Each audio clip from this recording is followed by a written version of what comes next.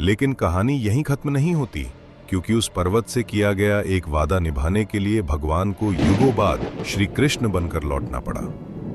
लंका विजय का समय निकट था। समुद्र के ऊपर राम सेतु का निर्माण चल रहा था। हर दिशा में वानर सेना विशाल शिलाएं और पर्वत ला रही थी, लेकिन सेतु को और मजबूत बनाने के लिए और बड़े पर्वतों की आवश्यकता थी। तब ये उत्तरदायित्व स्वयं महाबली हनुमान ने लिया। हनुमान जी आकाश मार्ग से उड़ रहे थे, तभी उनकी दृष्टि एक अद्भुत पर्वत पर पड़ी। वह सामान्य पर्वत नहीं था, उसके चारों ओर दिव्य प्रकाश था, उससे अलौकिक ऊर्जा निकल रही थी। जिज्ञासावश हनुमान जी ने जैसे ही उसे स्पर्श किया, अचानक एक चमत्कार हुआ। उनका शरीर दो भागों में विभाजित होने लगा।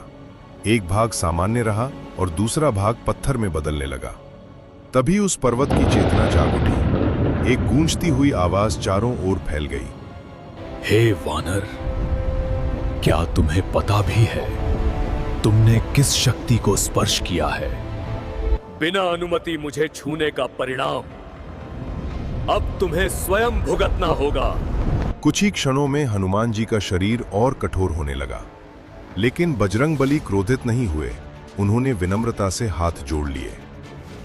हे पर्वत देव, मैं अपने लिए नहीं आया हूं, मैं प्रभु श्री राम के कार्य हेतु आया हूं। मैं प्रभु श्री राम के सेतु निर्माण के लिए पर्वत खोज रहा हूं। जैसे ही पर्वत ने श्री राम नाम सुना, उसका क्रोध शांत हो गया।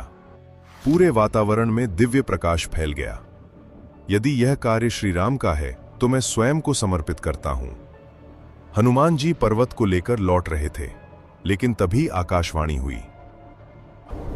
हनुमान, सेतु निर्माण पूर्ण हो चुका है। हनुमान जी रुक गए।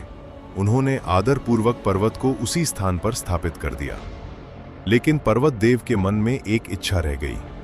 मैं तुम्हें तभी क्षमा करूंगा जब स्वयं श्री राम मुझसे मिलने आएंगे।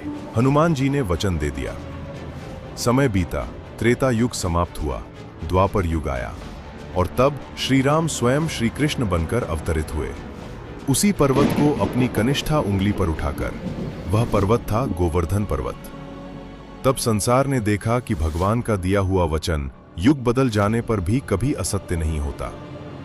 अगर आपको भी विश्वास है कि श्री राम और श्री कृष्ण के वचन कभी व्यर्थ नहीं जाते, तो कमेंट में लिखिए जय श्री राम, जय श्री कृष्ण, जय बजरंगबली, और इस वीडियो को शेयर करें।